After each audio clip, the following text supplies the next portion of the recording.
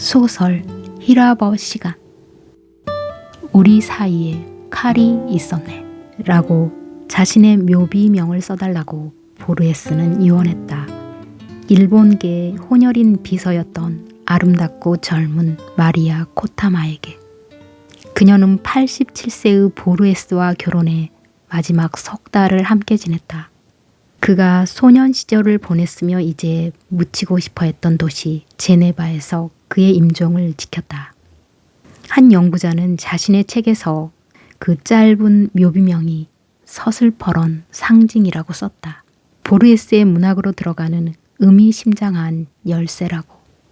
기존의 문학적 리얼리티와 보르헤스식 글쓰기 사이에 가로놓인 칼, 그렇게 믿었던 그와는 달리 나는 그것을 지극히 조용하고 사적인 고백으로 받아들였다.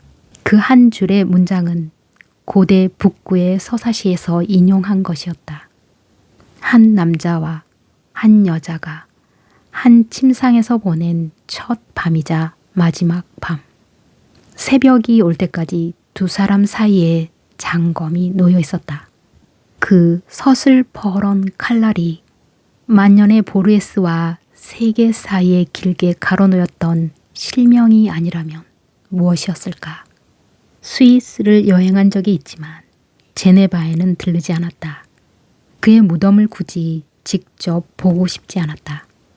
대신 그가 보았다면 무한히 황홀해했을 성 갈렌의 도서관을 둘러보았고 천년된 도서관의 마루를 보호하기 위해 관람객들에게 더 신게 했던 털 슬리퍼의 까슬한 감촉이 떠오른다.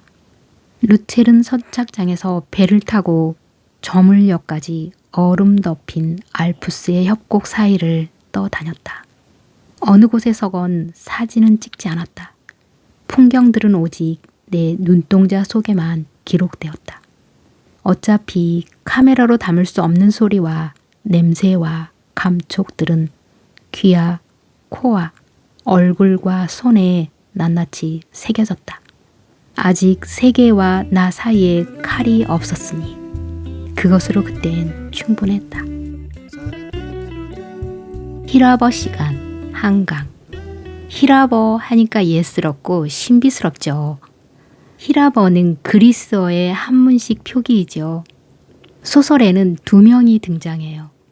시력을 잃어가는 남자와 말을 잃어가는 여자요. 말을 잃은 30대 이혼녀가 잃어버린 자기 말을 되찾기 위해 낯선 외국어인, 그것도 지금은 사어가 된 히라버를 수강하지요. 히라버 강사는 독일 유학에서 돌아온 준수한 30대의 남자예요.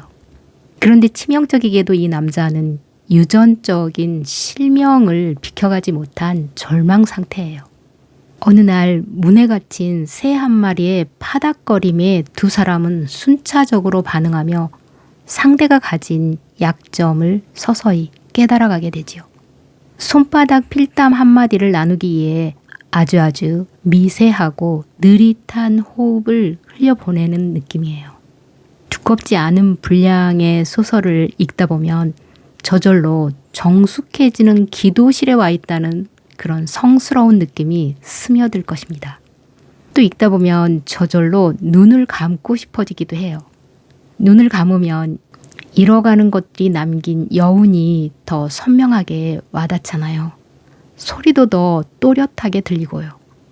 자신이 겪어온 경험들이 다 떠오르면서 상념에 적게 할지도 모르죠. 나 아닌 생경하고 낯선 또 다른 자기 자신을 만나게 되실지도 모르죠. 이토록 신비로운 감각을 체험할 수 있다는 행운을 꼭 누리시길 바라요.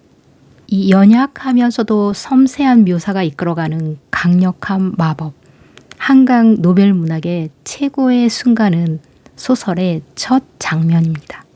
작가가 상당한 공을 들이는 부분인데 허구 세계로 진입하는 장치니까요. 마치 공연장 티켓 같은. 히라버 시간에서 탁월한 영감 중 하나가 바로 아르헨티나의 천재 작가 보르헤스를 등장시킨 점이라고 봐요. 보르헤스를 읽는다는 것은 작가가 다 적지 못한 생각을 발견하는 데 있어 상당한 영감을 더할 것으로 보여요. 그래서 준비했어요. 보르헤스는 누구인가?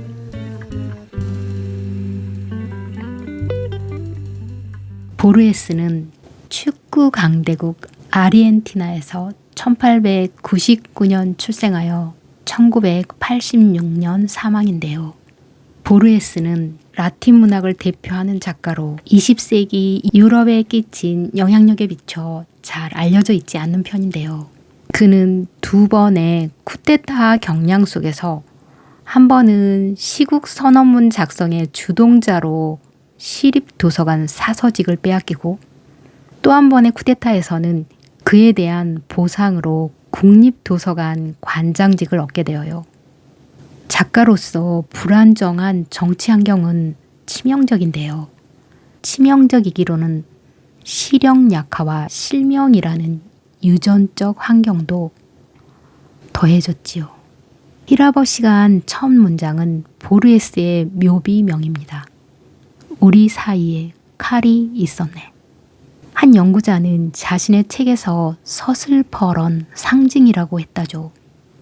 기존의 문학적 리얼리티와 보르헤스식 글쓰기 방식에 가로놓인 칼이라는 해석을 덧붙이면서요.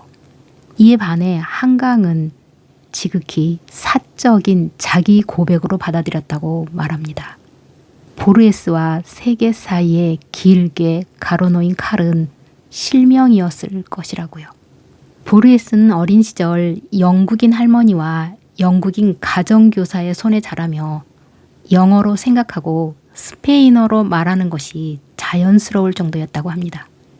불면증에 시달리다 시도한 곤충 자살 소동은 불발했지만 시력이 약한 보르헤스가 계단을 오르다 창문에 머리를 부딪힌 후유증으로 병석에 눕기도 했다고 해요.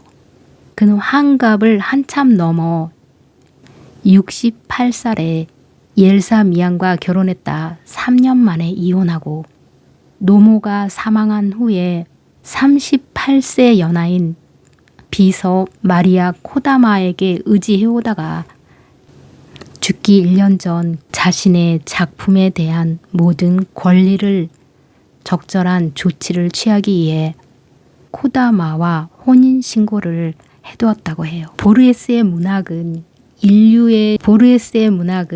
인류의 신화와 종교 철학에 대한 기억을 담으면서 압축된 언어와 서술의 경제성을 보여줬다고 평가받는다고 해요. 그는 평생 동안 단편 소설만 선호했다는데 이유인즉 단편으로 끝낼 수 있는 내용을 굳이 장편으로 적어내는 것은 효율적이지 않다고요. 종이 낭비라는 이야기가 아니라 그만의 철학이 담겨있는 이야기, 즉 언어의 풍부함보단 빈곤함을 추정하라는 그런 메시지였다고 해요. 히라버 시간에서 말을 잃은 여자의 증상이 아닐까 생각됩니다. 그는 인간이 제한된 시간과 공간 속에서 왜 문학을 하는가 하는 질문에 이렇게 요약했다고 해요. 하늘 아래 새로운 문학은 없다. 모든 책은 서로 연결되어 있는 상호 텍스트이다. 작가와 독자는 텍스트를 매개로 해서 하나가 될 수 있다. 셰익스피어를 읊는 사람은 누구나 셰익스피어다. 인간은 허구의 창조자이기도 하지만 그 자신이 허구이기도 하다. 우리가 알고 있는 생각하는 모든 것이 허구다. 우리는 어둠을 견디기 위해 꿈을 꾼다.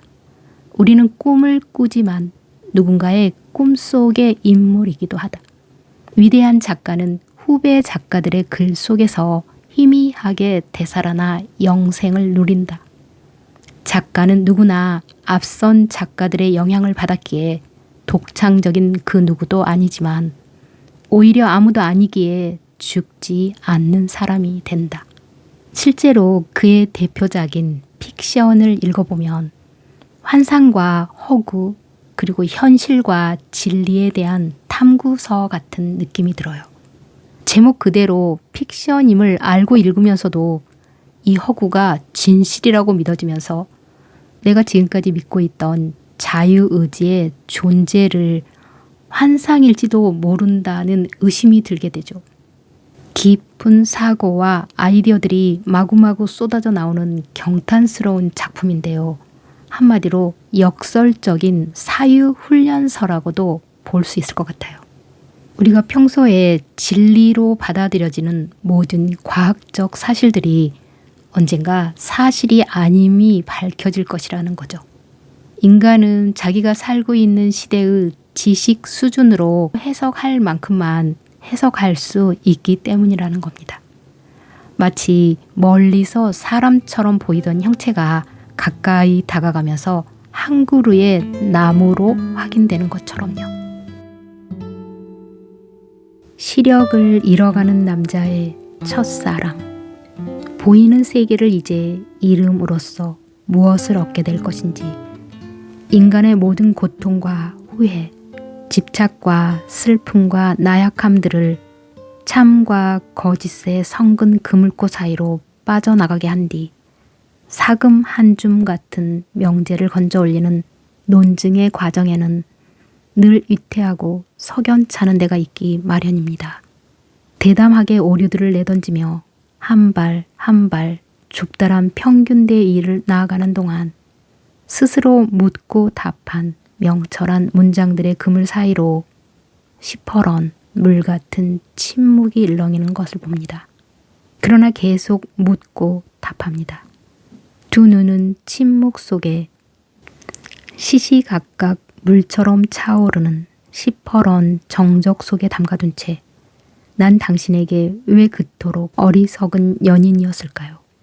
당신에 대한 사랑은 어리석지 않았으나 내가 어리석었으므로 그 어리석음이 사랑까지 어리석은 것으로 만든 걸까요? 나는 그만큼 어리석지는 않았지만 사랑의 어리석은 속성이 내 어리석음을 일깨워 마침내 모든 것을 부숴버린 걸까요? 진실이 어리석음을 파괴한다는데 정말 그럴까요? 진실이 어리석음을 파괴할 때 진실 역시 어리석음에게서 영향을 받아 변화할까요? 마찬가지로 어리석음이 진실을 파괴할 때 어리석음에도 균열이 생겨 함께 부서질까요? 내 어리석음이 사랑을 파괴했을 때 그렇게 내 어리석음 역시 함께 부서졌다고 말하면 당신은 궤변이라고 말하겠습니까? 당신이 종일토록 일하는 창고에 가득 쌓여있던 생나무들이 떠오릅니다.